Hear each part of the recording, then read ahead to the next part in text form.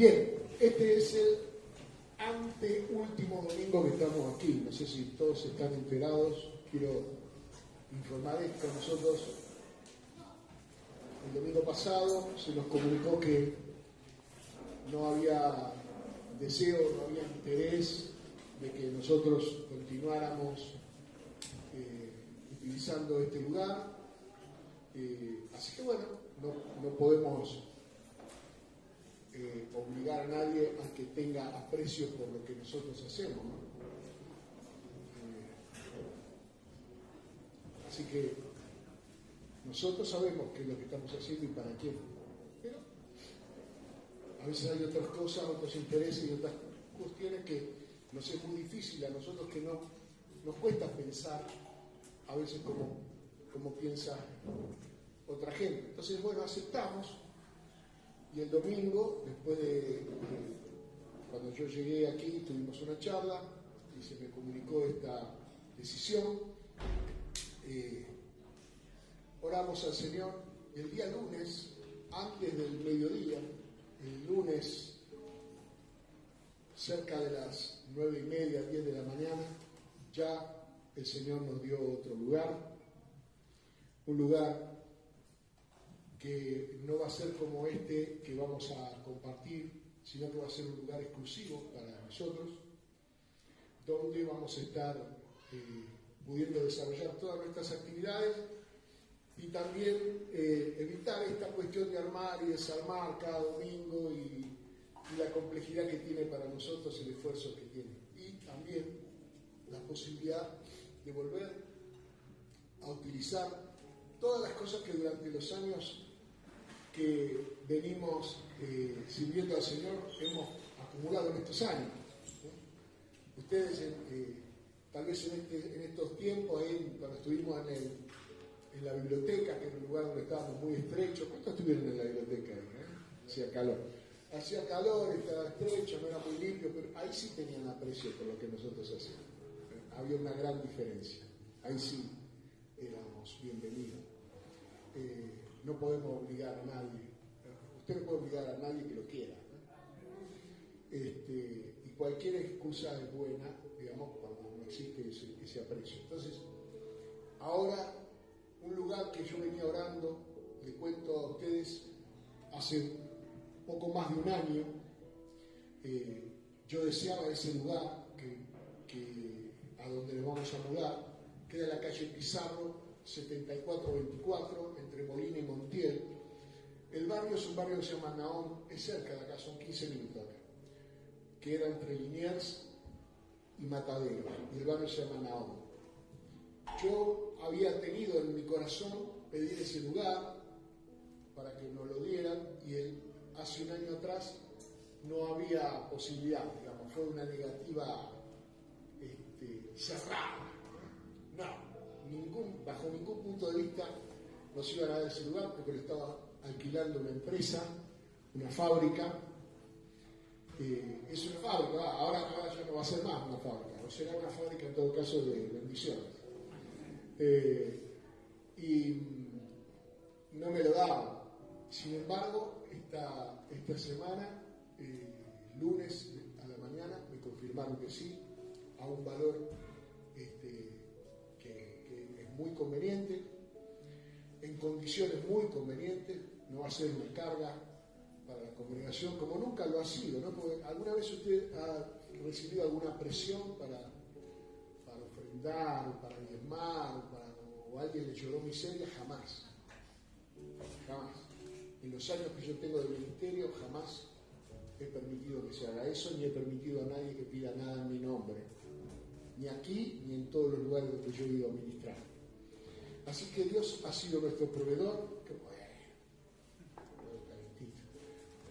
y estamos felices de que lo vamos a estrenar el 1 de agosto. ¿Amén? Claro, en septiembre, sí. Mis años de 13 meses no, son de 12. Bueno, pero el 1 de septiembre, ¿sí? Y el 8 de septiembre vamos a hacer la inauguración oficial con nos va a visitar, es de la casa. Nosotros hemos trabajado mucho con el pastor Claudio San, colaborando y apoyándolo para ese ministerio. Es uno de los ministerios, si no es el más grande de La Matanza, y él va a estar con nosotros el día 8. Así que vamos a hacer una Santa Cena, ¿sí?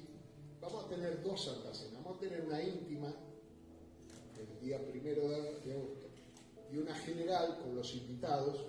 La Santa Cena tiene un gran componente espiritual. Cuando usted está trabajando con personas que están en comunión con usted, tomar la cena del Señor hace que ese lazo en lo espiritual se fortalezca. Entonces, como van a venir algunos de los pastores que siempre han apoyado nuestro ministerio, con los que yo tengo, que son mis referentes, nadie debe estar solo, debemos tener otros referentes. Que yo el sábado estaba con Ezequiel, y un tremendo apóstol del Señor que tiene una tremenda iglesia gigantesca, me llama para hacerme una consulta sobre un tema de la palabra espiritual, a ver cómo yo lo puedo ayudar.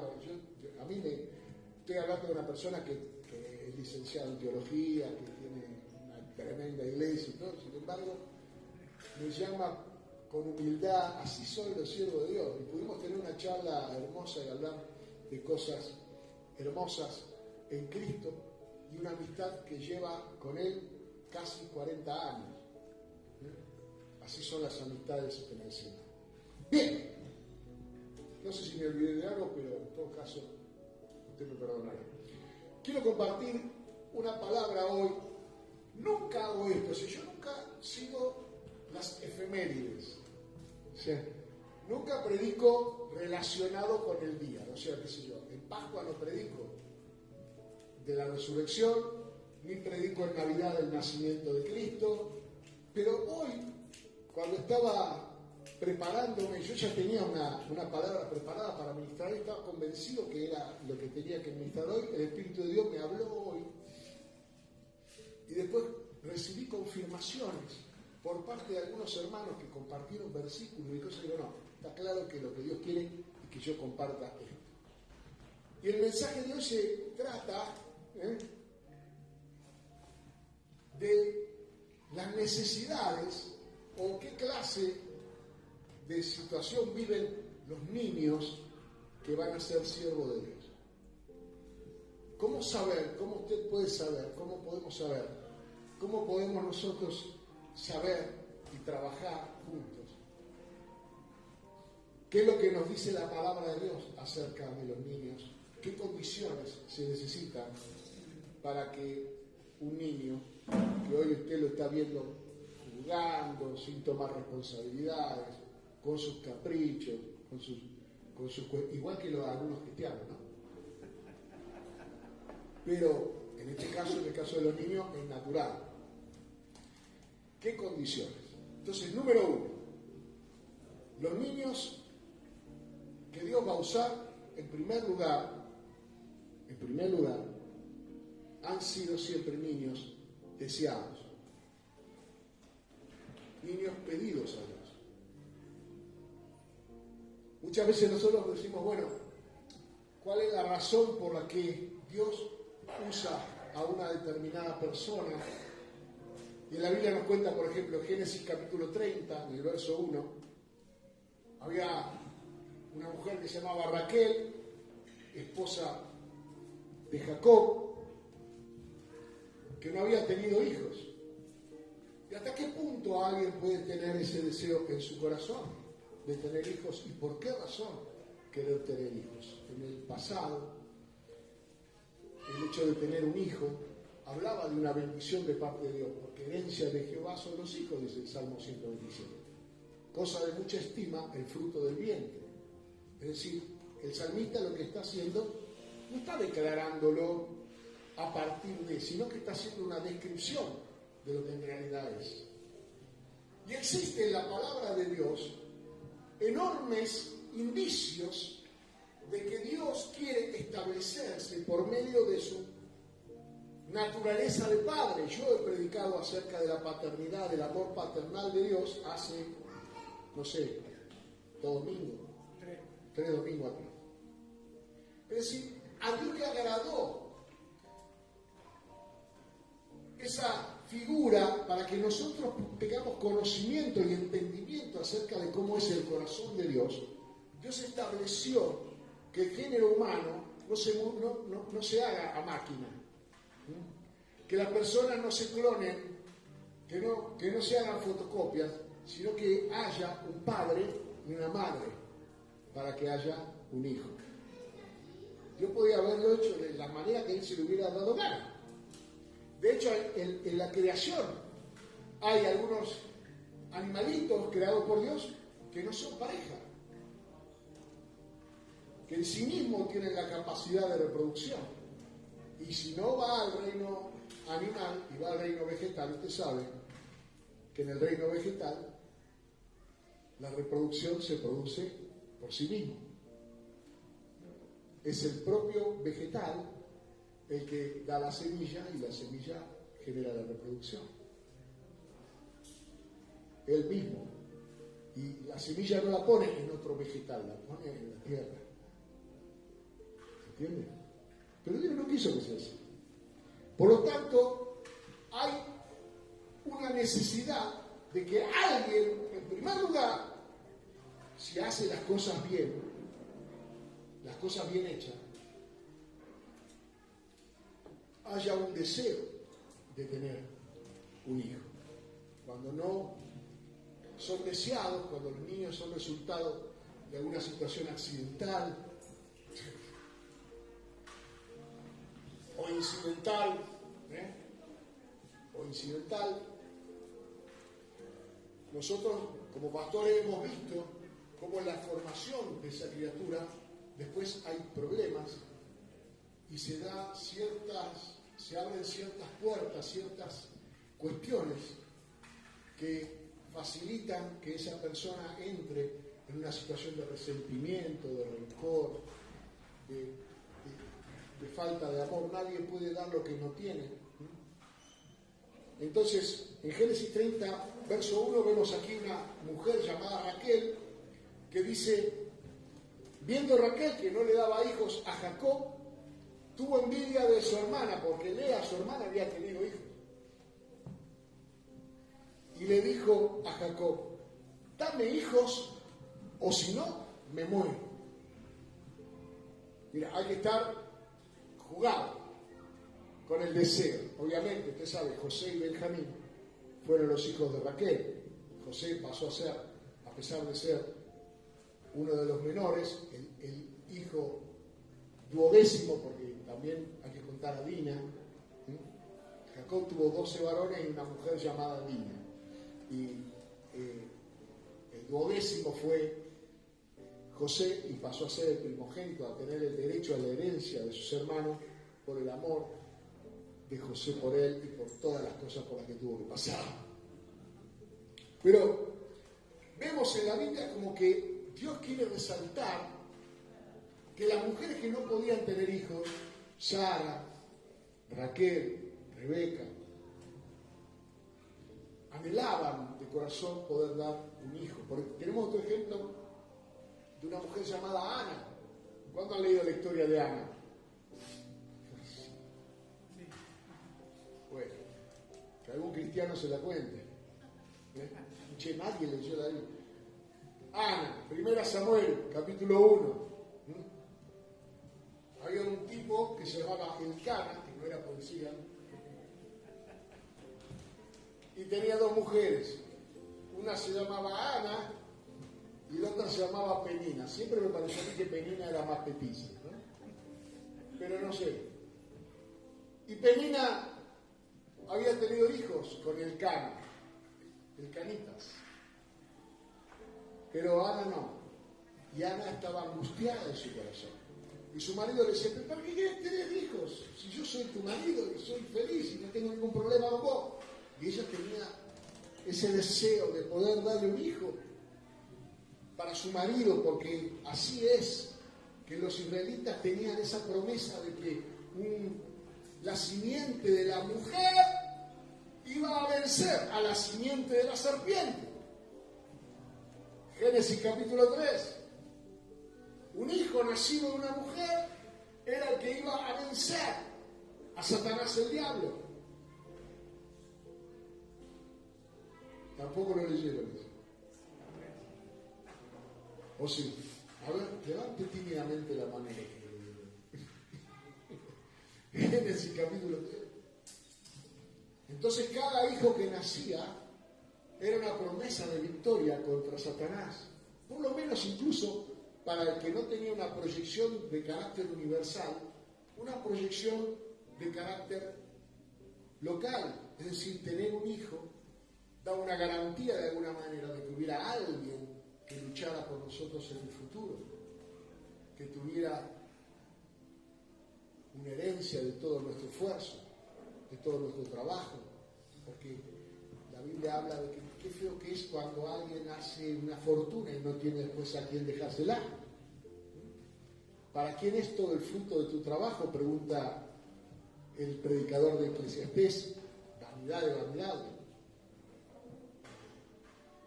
Y nos encontramos acá que esta mujer, en 1 Samuel capítulo 1, verso 11, se presenta a orar en el tabernáculo de Dios, en el lugar de adoración, en presencia del sumo sacerdote, que en ese momento se llamaba Elí, y hizo un voto diciendo a Dios: Jehová de los ejércitos, si te dignares a mirar la aflicción de tu sierva y te acordares de mí, y no te olvidares de tu sierva, sino que dieres a tu sierva un hijo varón, no dijo don José, pero varón,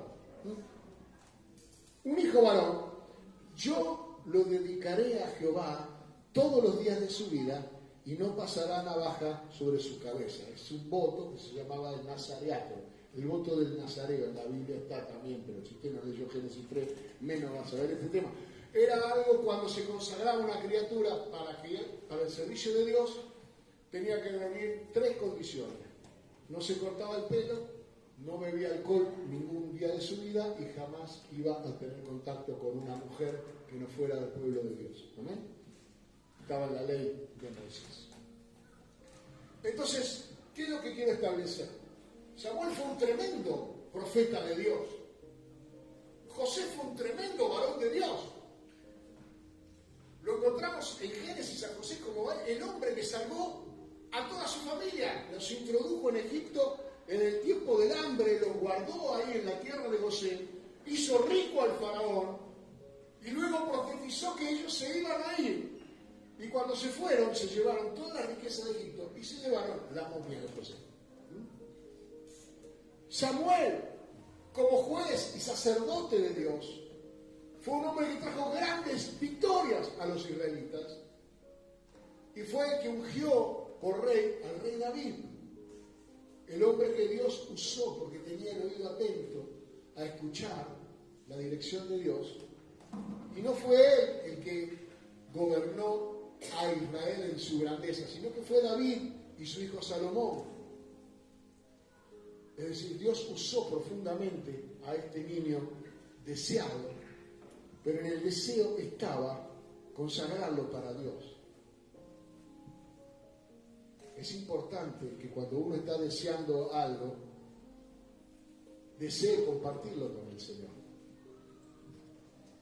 Cuando Dios le da a Abraham la orden de sacrificar a su hijo Isaac, qué tremendo hablar de cosas que usted no leyó. Me entro en un conflicto. Lo hace porque de la descendencia de Abraham Dios había elegido que venga Cristo. Por lo tanto era necesario tener el permiso de Abraham para que un hijo de Abraham muera por nosotros en la cruz. Dios estaba dispuesto a entregar a su hijo, pero iba a nacer en una familia. Entonces él tomó a la cabeza de esa familia y le pidió a Isaac. Por supuesto que no le permitió luego sacrificar a Isaac, pero probó el corazón de Abraham. Y como Abraham no le negó a Isaac, entonces legalmente Dios, cuando Cristo fue a la cruz, conquistó nuestra salvación por un sacrificio acordado con un hombre de fe. Por eso Abraham es el padre de la fe, porque fue el padre. Jesús es el autor y consumador de la fe, Y el padre del autor y consumador de la fe, estoy hablando en el linaje, fue Abraham. Así que es importante, digamos, que entendamos este concepto. Luego, si vamos a casos más cercanos, nos encontramos, por ejemplo, que en 2 de Timoteo, capítulo 1, verso 5, el apóstol Pablo escribe: trayendo a la memoria la fe no fingida que hay en ti, la cual habitó primero en tu abuela Loida y en tu madre Eunice, y estoy seguro que en ti también, por lo cual te aconsejo que avives el fuego del don de Dios que está en ti por la imposición de mis manos. Mire, había una unción sobre la vida de Timoteo, un hombre que Dios va a usar, un niño que Dios iba a usar, pero ese niño necesitó una familia para tener dos cosas: amor y un testimonio. El amor de su madre, el amor de su abuela, pero también el testimonio de que su madre y su abuela creían en Dios y eran personas que tenían temor de Dios. Cuando una criatura se cría en un hogar donde no hay temor de Dios, obviamente que él no lo va a sacar. ¿De dónde lo va a sacar? Necesita recibirlo, necesita recibir amor para dar amor.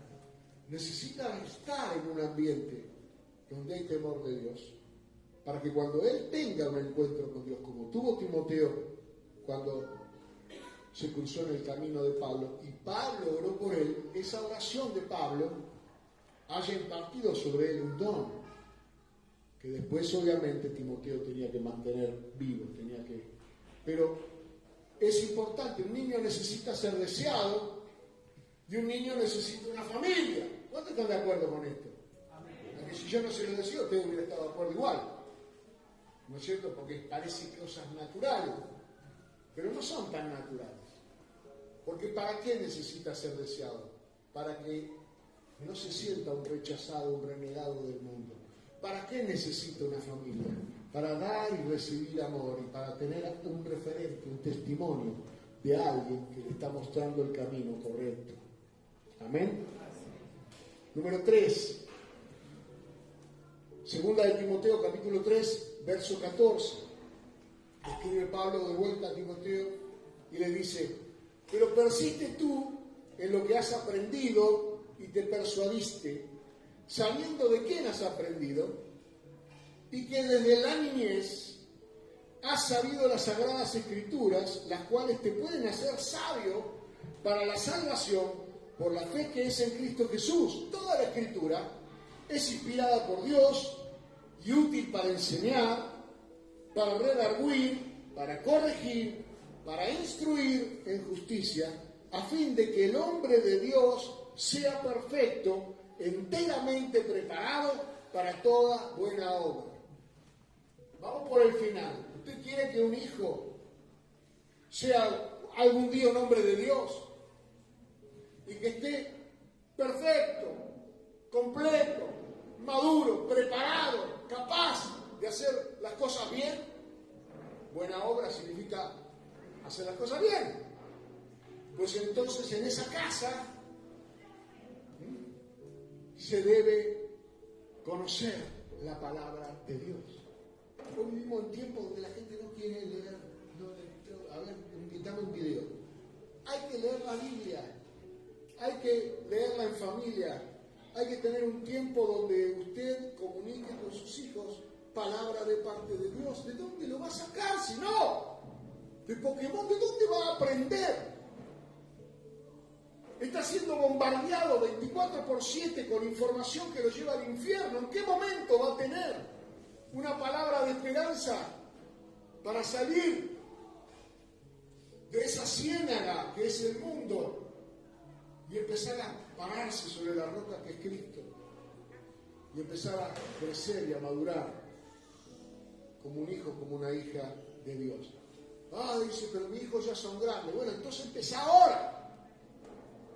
Si perdiste tu tiempo, 10, 20, 30 años, empezá ahora.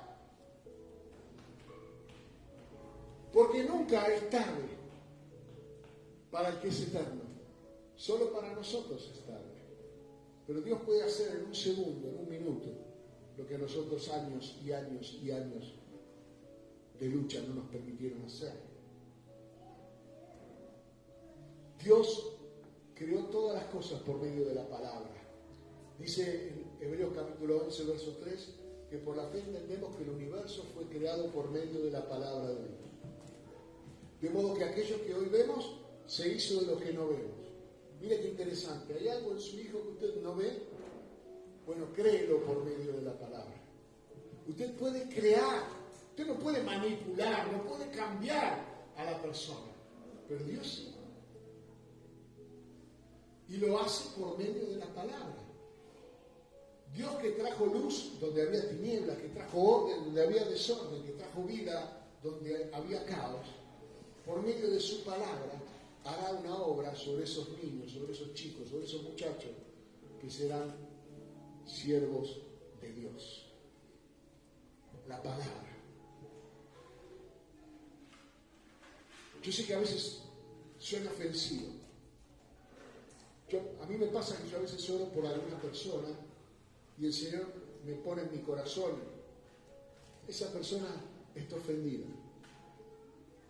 por la palabra que vos predicaste hace una semana o por la palabra que vos predicaste hace 15 días. Y yo digo, wow.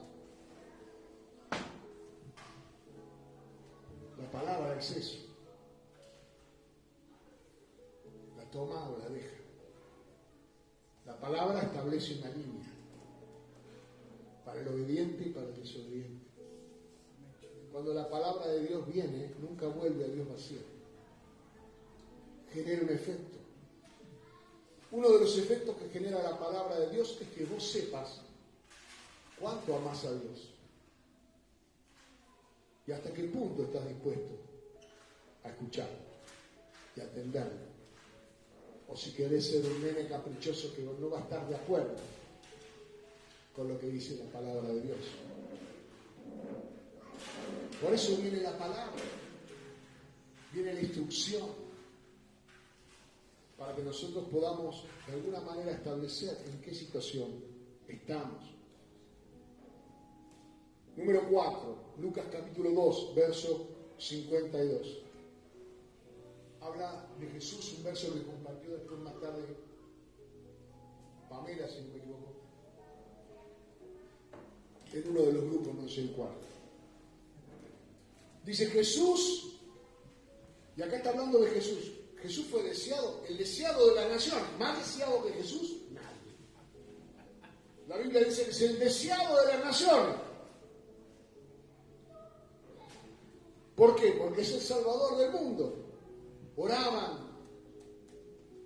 Cuando Jesús nació y fue llevado para ofrecer una ofrenda, usted conoce la historia, vino Ana, una profetisa, y profetizó sobre Jesús.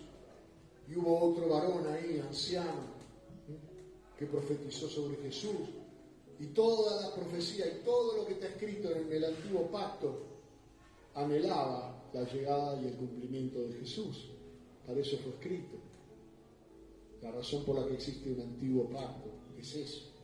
Pero dice que Jesús crecía en una armonía, es decir, crecía en sabiduría, así como crecía en estatura, pero a la vez crecía en gracia para con Dios y para con los hombres. Mire, estas 4 dimensiones de las cuales el Evangelio de Lucas explica acerca de Jesús. Habla de la madurez, no solamente de Jesús, sino de cualquier persona que quiere realmente tener un desarrollo en plenitud, según el plan de Dios. Porque si crece solo en estatura, pero no crece en sabiduría, es un grandote sonso. Si crece mucho en sabiduría, pero el tipo no crece en estatura, imagínese usted, nadie quiere que su nene no crezca. Que quede del tamaño de un nene de 4, de 5, de 6. Sabe que tendrá problemas. Que eso no es sano. Pero a la vez, si es una persona desagradable para la gente, es decir, no tiene gracia para los hombres, eso es grave. Pero si es desagradable para Dios, es mucho peor. Entonces está diciendo que el crecimiento equilibrado de un niño, de una persona, es que crezca. Así como crece físicamente. Usted lo mira a su nene y dice, qué grandote que está. ¿Puede dormir en el Moisés? No, porque ahora le colgarían las patas por allá. ¿Se puede poner el pijamita que tenía cuando era bebé? No, porque ahora es un grandote. Ahora, eso que creció de físico, creció también de sabiduría. Es decir, toma decisiones inteligentes y sabias. O sigue tomando decisiones como cuando era un niño, caprichosamente, a los cachetazos, hay que pararle la chata todo el tiempo, hay que reprimirlo, se ofende, pega un portazo, se va. No creció en sabiduría, porque la primera señal de un niño que crece en sabiduría sabe que si alguien lo está manteniendo, que si alguien le dio de comer, que si alguien estuvo con él cuando estuvo enfermo, si alguien lo cuidó por la noche, si alguien le limpió la caca y el pis cuando era un bebé, tiene que ser agradecido con sus padres. Si no sabe eso, no sabe nada.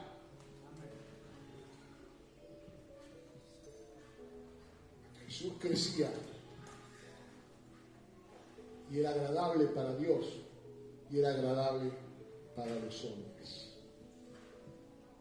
Ahora, establecido estas 4 cosas, tal vez alguno dice aquí ahora, bueno, yo no sé si yo fui deseado por mis padres.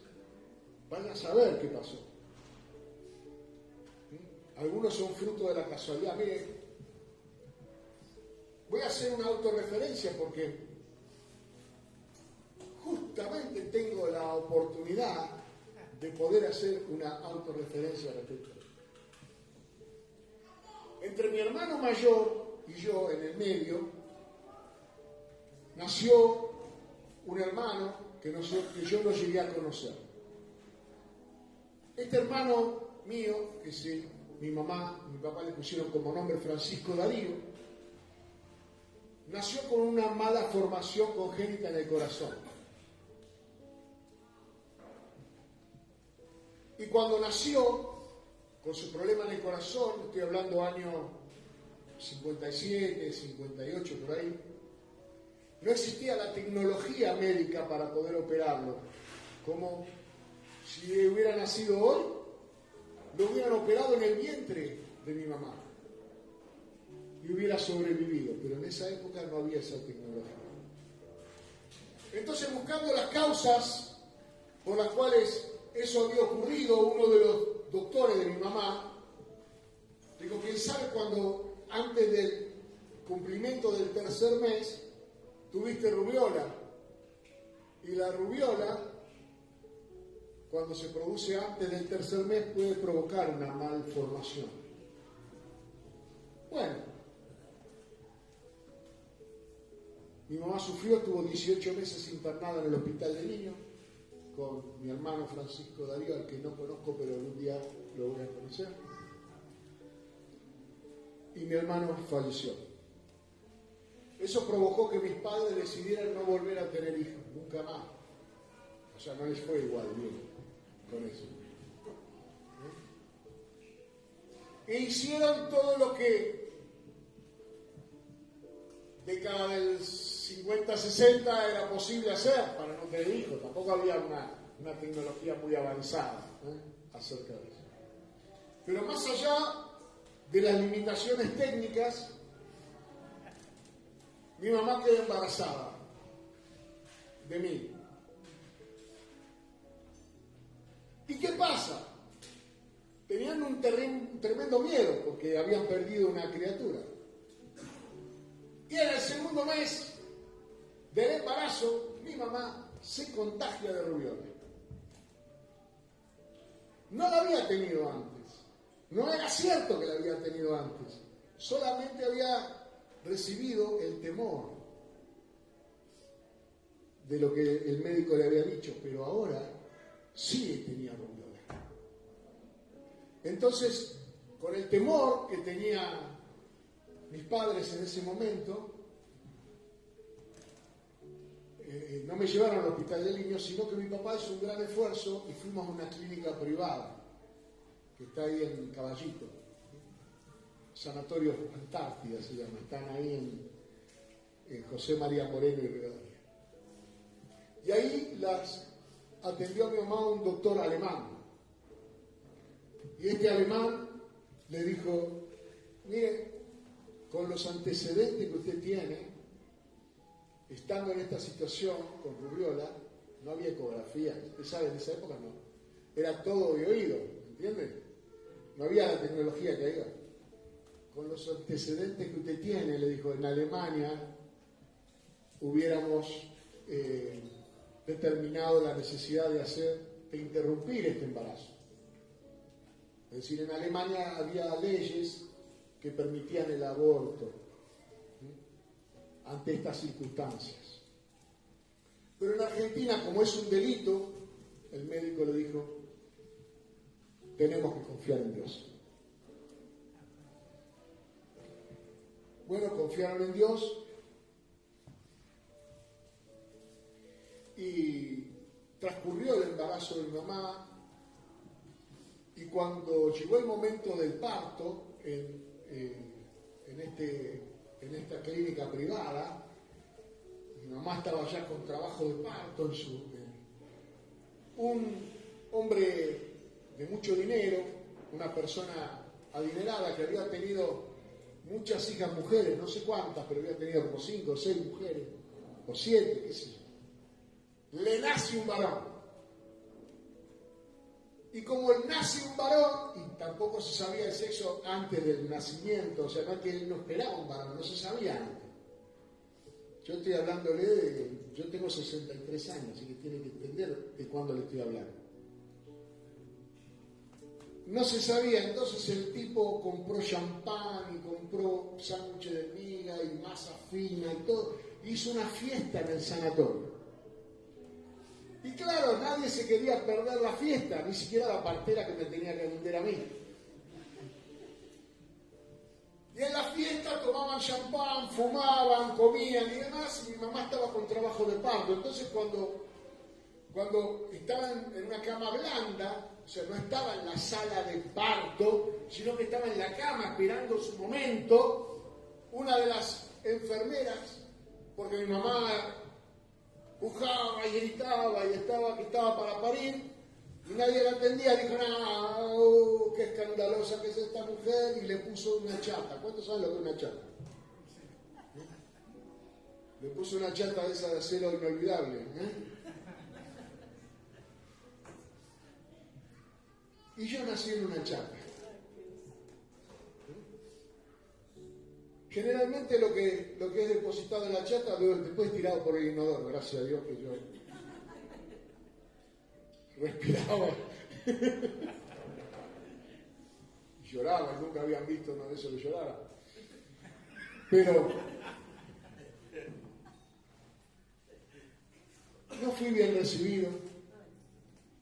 Tuve una infancia aparte, cuando realmente nací, la enfermera que después vino, con las manos que tenía nicotina y estaban sucias, eso me generó todo un problema en la piel y medio quedé delicadito, ¿no? De la piel.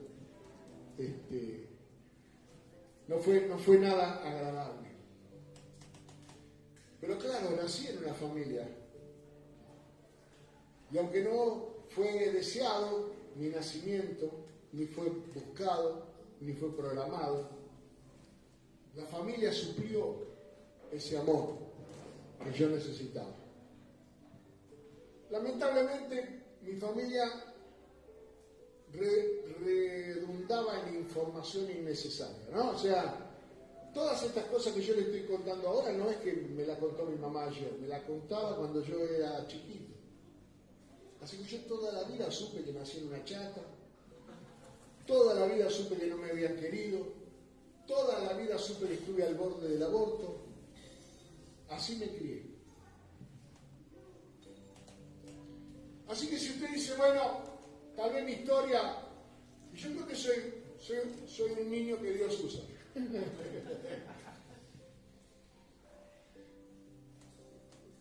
¿Pero por qué?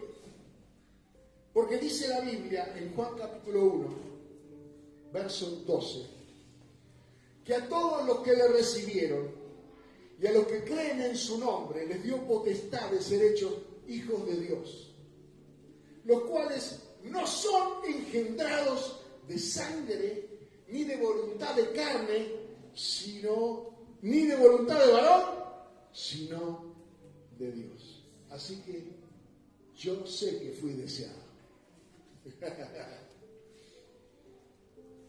Porque Dios me deseó.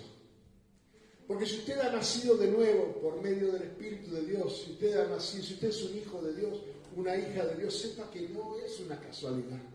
No es que a usted el Evangelio le llegó porque es una casualidad. A usted la palabra de Dios que le dio vida, la palabra de Dios que lo hizo nacer de nuevo, le llegó porque es la voluntad de nuestro Padre Dios.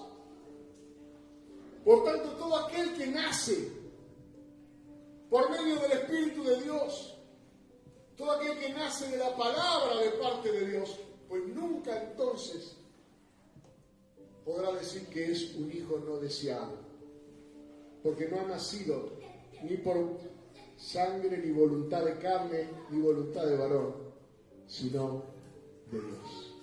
Así que dígale al hermano que está por ahí, dígale, che, Dios te deseó. Dios te deseó, no sos una casualidad. Él te deseó, Él tuvo esa voluntad, Él quiso que vos nacieras. Él quiso que seas su hijo.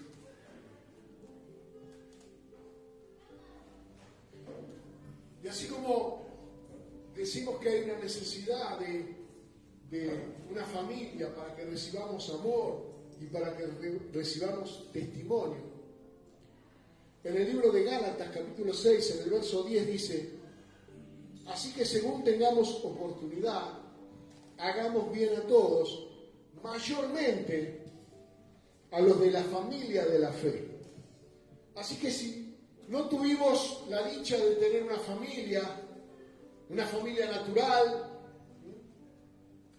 mi papá tiene 95, cumplió 95 el jueves. Entonces el viernes fuimos con mis dos hermanos, mis cuñadas, fuimos a ver a papá, le llevamos una torta, le llevamos sándwiches de miga.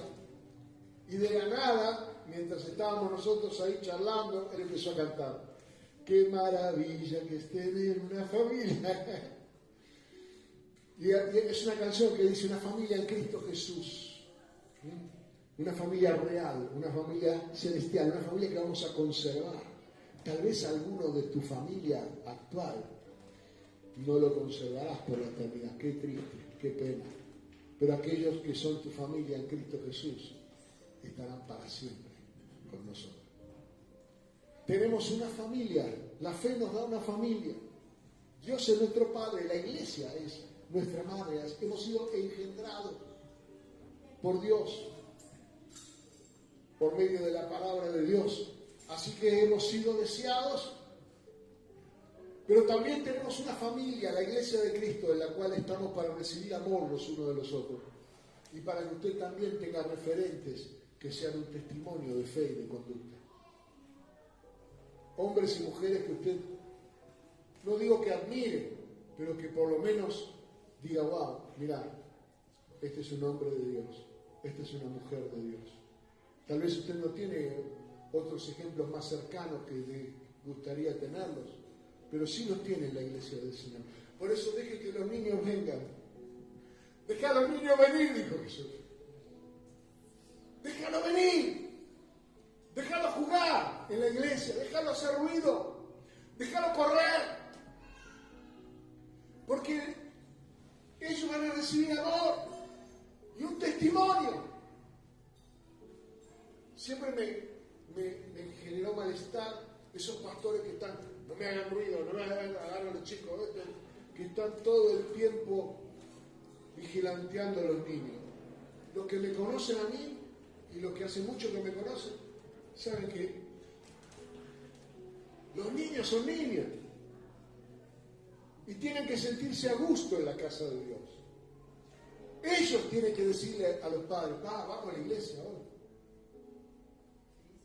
porque estoy con mis amigos, porque escucho palabra de Dios, porque me hace bien, porque oran por sus estudios, porque oran por sus compañeros, porque oran por sus padres.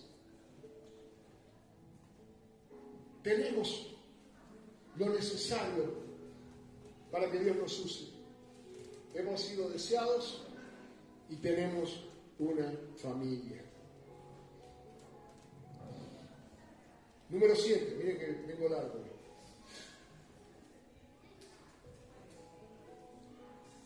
Pero también es importante, y lo que hemos padecido por necesidades, mire, yo nací en una familia, en el caso de mi papá que se endeudó y se metió en este tema de tener una clínica privada. Después de mi nacimiento, obviamente, eso no continuó. Mi papá era un vendedor callejero, un hombre que vendía cosas por la calle. Vivíamos en una habitación con mis hermanos, con mi hermano, Pablo, todavía David no había nacido, y compartíamos con otras familias una casa de inquilinato donde había un solo baño para 18 personas. Pasé gran parte de mi infancia en la puerta del baño esperando que salga alguien. Y me bañé hasta los 8 o 9 años en una palangana de galvanizado. ¿Me comprende? Y teníamos una estufa querosena Aurora. Que había que apagar a la noche y nos moríamos. O sea, había que calentar y después bolsa de agua caliente y todos esos recursos extraordinarios de tecnología que teníamos en los 60s, 70s. Pero la Biblia dice que, porque a veces uno dice, pero no podemos tener otro hijo porque la casa es chica. No podemos tener otro hijo porque yo con mi trabajo, ¿cómo voy a poder mantener? Y parece que para el Señor nunca pasa eso. O sea, el Señor nunca dice, si viene uno más, no sé lo que vamos a hacer. ¿Me entienden? Porque Él sigue queriendo que prediquemos el Evangelio, que siga habiendo nuevos nacimientos, que la familia del Señor crezca. Y dice en 1 de Pedro, capítulo 1, en el verso 3, bendito el Dios y Padre de nuestro Señor Jesucristo, que según su grande misericordia nos hizo renacer para una esperanza viva por la resurrección de Jesucristo de los muertos, para una herencia incorruptible, incontaminada e inmarcesible, reservada para nosotros. Imagínese, hermano, no es una cuestión de cómo te voy a mantener. Hay una herencia. Existe para nosotros una provisión para tu vida espiritual que Dios ha preparado, que no tiene contaminación, es decir, no tiene fecha de vencimiento, no se va a pudrir, no se va a marchitar, no es un ramo de flores. No sé, bueno, tuvo una criatura, le regaló un ramo de flores, mañana está marchito. No es una cosa ornamental, no es una cuestión, es algo sólido, es la herencia que el Padre ha preparado para que nosotros tengamos toda provisión necesaria para nuestro desarrollo como hombres y mujeres de Dios. Hay un propósito. Dios tomó los recaudos. Esa habitación más ya estaba hecha. Esos recursos que necesitaba para comprar los pañales y la leche, eso ya estaba. Es decir, que cada vez que se agrega un hijo a la familia del Señor, Dios ha hecho provisión. Y no ha hecho provisión para uno, ha hecho provisión para millares. Por tanto, no tenga miedo que si viene un hermano nuevo, a vos no te va a faltar lo tuyo. Sino que vas a poder ver la gloria de Dios, que tiene una herencia eterna para cada uno de nosotros. Juan capítulo 14, verso 18, para algunos que están, tal vez yo perdí a mi mamá el año pasado, y obviamente cada vez que me acuerdo de mi mamá es imposible no tener un estremecimiento de corazón y decir, la vieja, bueno, ¿cómo me hubiera gustado que hubiera estado mi mamá el viernes cuando fuimos a ver a papá? O cualquier día. Levantarme y saber que está mi mamá ahí y hablar con ella, pero bueno, ya hace un año que no puedo hacer eso. Pero ¿cuál es la esperanza? Que si alguno de ustedes ha perdido padre o madre, Juan capítulo 14, verso 18, Jesús dice, no los voy a dejar huérfanos, vendré a vosotros. Vendré a vosotros. Él va a estar con nosotros. El Evangelio de Mateo dice, todos los días hasta el fin del mundo. El Señor siempre va a estar contigo. Nunca va a ser esa ausencia. No vas a tener que llorar la ausencia del Señor, a menos que le den la espalda. Pero si estás dispuesto, Él estará siempre. Siempre que hables con Él, siempre que quieras adorarle, siempre que quieras doblar tu rodilla, siempre que quieras leer su palabra, siempre que quieras, Él va a estar. Él no te va a dejar huérfano. Es una relación que Él desea establecer con nosotros incondicionalmente para responder tus preguntas, para consolarte cuando estés triste, para alegrarse contigo cuando estés feliz y te vaya bien, para ver tu crecimiento, cómo formás tu familia, cómo enfocás tu profesión, cómo construís tu casa, cómo te relacionás con los demás.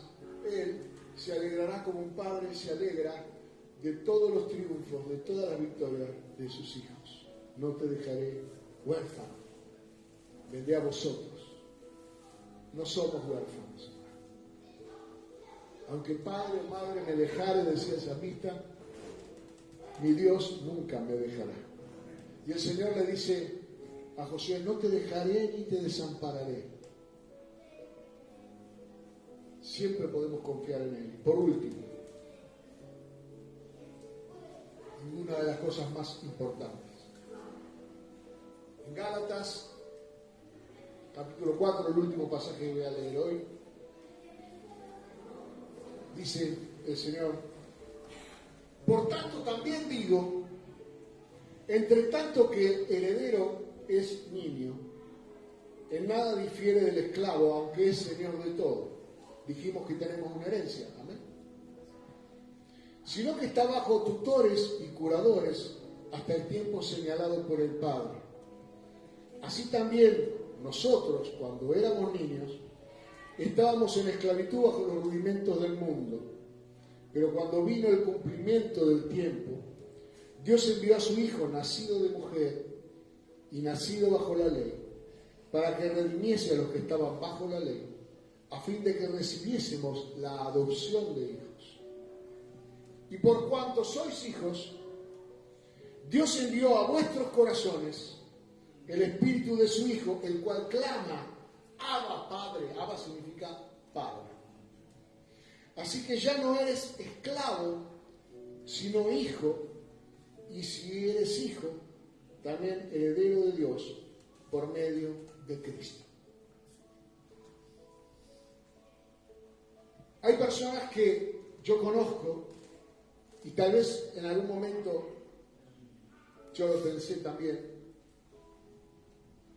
y luego reflexioné y vi que estaba equivocado, que dicen, yo me hice solo. A mí me hizo la calle. Mira, la calle lo único que puede hacerte es daño. Se lo digo yo, que era un atorrante de la calle.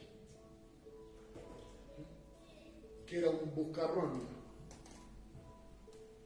Buscando siempre demostrar que yo podía más que otro. Por eso me causa mucha gracia cuando alguno viene y se hace el guapo. Porque digo, pobrecito, le va a pasar lo mismo que a mí. Un día te baja de un mandazo el Señor y tener que empezar a juntar los pedazos. Y yo me creía que era vivo, porque había aprendido de la calle, como mi papá era un vendedor de la calle, y yo iba con él, había aprendido a hablar con la gente, a vender en la calle.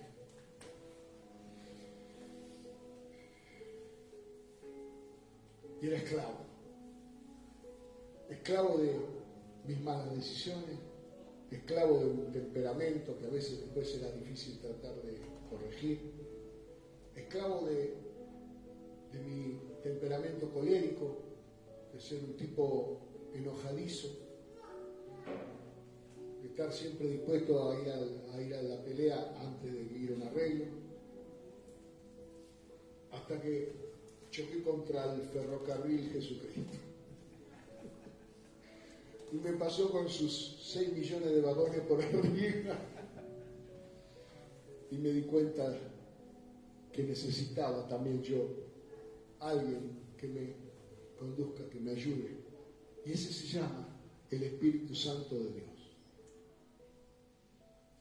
Por eso dice que el niño necesita tutores y curadores, es decir, necesita a alguien que lo conduzca a su madurez, para que una vez maduro pueda administrar lo que ha recibido de parte de Dios. Con el Espíritu Santo de Dios se puede lograr.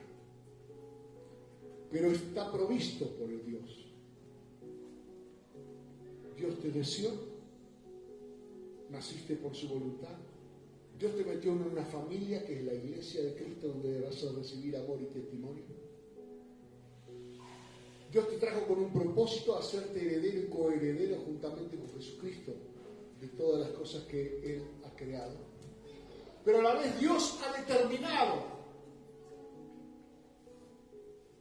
que tengas un tutor, que tengas un compañero que esté siempre a tu favor para hacerte crecer y para hacerte madurar y que puedas alcanzar la plenitud. Y cuando veas que la zanahoria está lejos, no corras. Es el Espíritu de Dios el que te acerca. Cuando veas que las promesas del Señor parecen escaparse, parecen distanciarse, no es cierto. Es nuestra madurez que está siendo retardada y por eso no alcanzamos la plenitud. En la medida que nosotros crezcamos en el Señor, alcanzaremos las promesas, alcanzaremos cada fruto de Dios, alcanzaremos el árbol de la vida. Pero tenemos que crecer en estatura, en sabiduría, en gracia para con Dios y en gracia para con la gente. Porque el amor de Dios es el primer mandamiento, pero el segundo es que amarás a tu prójimo como a ti mismo. Y para amar al prójimo se necesita madurez. Solo los maduros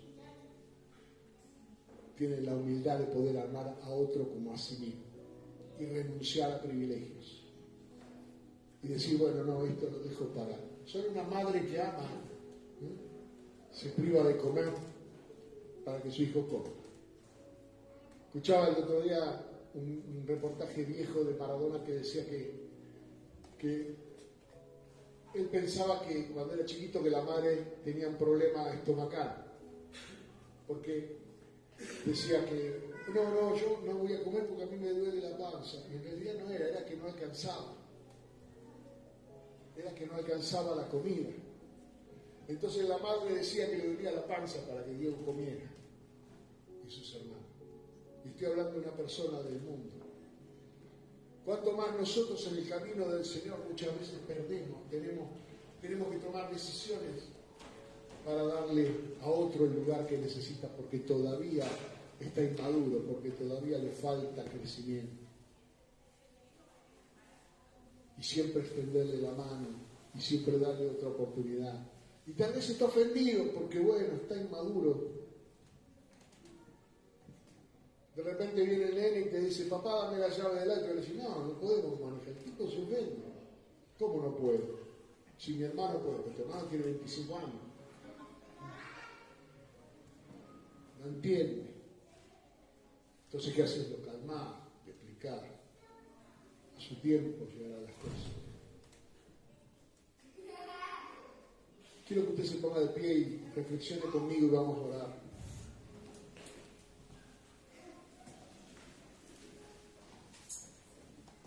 Ayer le explicaba, charlando con mi amigo el pastor, que me llamó, ¿cómo saber si estás andando en el Espíritu, si estás caminando una vida espiritual o estás andando carnalmente? Porque hay un montón de buenas obras que se pueden hacer carnalmente. Por ejemplo, uno puede dar una ofrenda carnalmente. Uno puede, ser generoso carnalmente. Porque la Biblia no habla de obras, habla de un fruto. Es decir, las obras de la carne sí, están claras. Hechicería, brujería, pelea, todo eso está mal. Lo dice la Biblia. Pero en cuanto al Espíritu, y no, el Espíritu es en función del resultado. Entonces, de repente, una señal de inmadurez es que alguien que tiene un buen deseo y que tiene una buena intención y pone todo su entusiasmo y pone toda energía y pone sus ganas en concretar esa meta, quiere saber si es de Dios o no es de Dios. Entonces le pregunta a un pastor o le pregunta a un hermano, ¿qué le va a decir el pastor? Siempre le va a decir que es de Dios. No conozco una persona tan mala que le diga a alguien que quiere hacer algo bueno que no es de Dios. No sé si usted conoce a alguien así. El tipo quiere hacer algo bueno, pues no es de Dios. Se le cae en la estantería. Pero ¿cuál es la respuesta correcta? La respuesta correcta es, ¿te da paz? La respuesta correcta es, ¿te da gozo? La respuesta correcta es, ¿hace crecer el amor en tu vida por Dios y por el prójimo? Tu paciencia, tu fidelidad, tu carácter.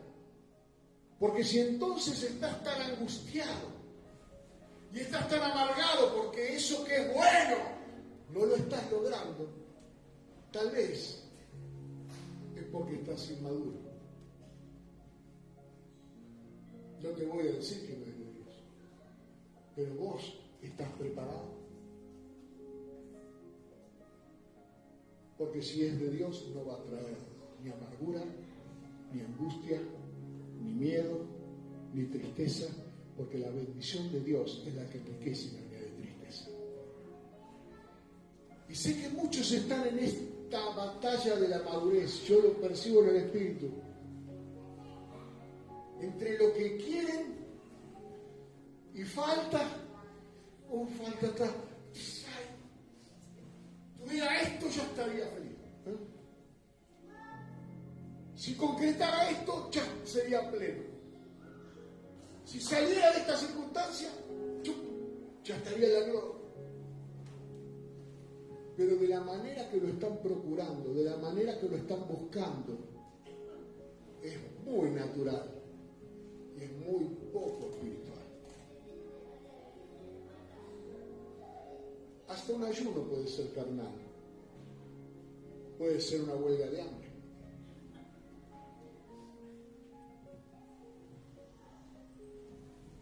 Entonces yo quiero que usted como niño, como niña de Dios, muchas veces me ha pasado últimamente que el Espíritu de Dios, cuando estoy ministrando a alguien, me da una palabra que activa en la vida de esa persona algo que yo jamás le diría lo natural. Pero de repente me ha pasado últimamente que de repente cuando ministro a alguna mujer, y esto por favor tómelo con respeto, el Espíritu de Dios me dice que le diga niña o que le diga nena, y ahí se produce el contacto, ahí se produce, se rompe algo que le permite al Espíritu de Dios que esa persona reciba una bendición, porque ahí es cuando se da cuenta que es una hija de Dios. Porque Dios Para Él siempre seremos niños. Mi papá estaba con 3 semejantes tipos ayer, anteayer. Para Él seguimos siendo los niños. Claro, Él tiene 95. Yo tengo 63, imagínense. Yo soy un viejo. Para Él soy un niño. Dios es eterno. Para Él siempre serás un niño, una niña. Y siempre te tratará con delicadeza. Y con el mismo amor con el que vos tratás a un bebé, aunque ya estás grande para usar pañales. Pero quiero que entiendas esto: Dios te ama y ha hecho gran sacrificio por medio de Jesucristo para que puedas realmente tener una vida agradable delante de Él. Y si en esta noche estás acá, no es casualidad. Yo quiero que le digas al Señor: sí, Señor, yo quiero. Levantando la mano simplemente. Yo acepto ser tu hijo. Padre, yo te doy gracias en el nombre de Jesús. Porque aunque es un día comercial, todo lo que ya sabemos, para ti somos niños. Y tú nos tomas en tus brazos en esta noche para limpiarnos, para alimentarnos, para darnos esa confianza y seguridad que solo tenemos en los brazos del Padre.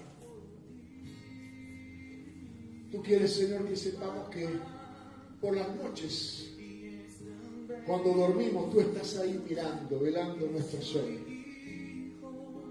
Y por la mañana, al despertar, todavía estás ahí. Que has hecho planes para nosotros como un buen padre que siempre planea lo mejor para su hijo y que tu deseo es vernos triunfar. Tu deseo es vernos realizar, madurar, progresar, crecer, desarrollarnos. Y que también te da mucha gracia cuando reflejamos un parentesco contigo, cuando se nota la influencia que como Padre has tenido sobre nosotros. Algunos no podemos ocultar la cara, no podemos ocultar los genes. Pero qué maravilloso es cuando los genes de Dios se abren paso a través de nuestra vida natural y se muestra al mundo que somos hijos o hijas de Dios. Estamos tan agradecidos. Tan agradecidos. Nos has mimado, nos has rescatado, nos has curado nuestras heridas. Y has hecho provisión para el futuro. Danos la gracia por medio del Espíritu de madurar y llegar a la altura, a la estatura, al crecimiento, a la madurez, a la plenitud. Por eso en esta noche renunciamos a esos caprichos infantiles.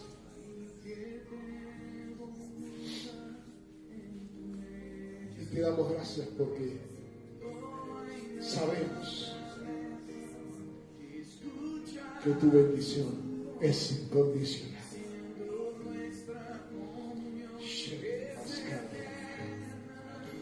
Por eso en esta noche, si usted está orando conmigo y quiere recibir de parte de Dios una bendición, venga aquí delante, vamos a estar orando. Dios nos ha encomendado esta tarea de poder orar los unos por los otros. Es Dios el que nos ha pedido que oremos los unos por los otros, que podamos ministrar de su amor, de su sanidad, de su poder, de su gracia, de su respuesta, de su espíritu.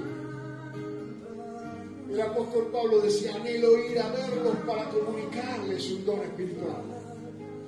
Porque hay algo que yo quiero hacer usado para que sea depositado en ustedes. Hay algo que yo sé que Dios puede darles. Si usted lo cree, si usted no se avergüenza del Evangelio, porque es poder de Dios para salvación de todo aquel que cree. Venga sin temor, venga así como está. No esté avergonzado de correr a los brazos del Padre para que podamos orarle y ministrarle del Espíritu de Dios.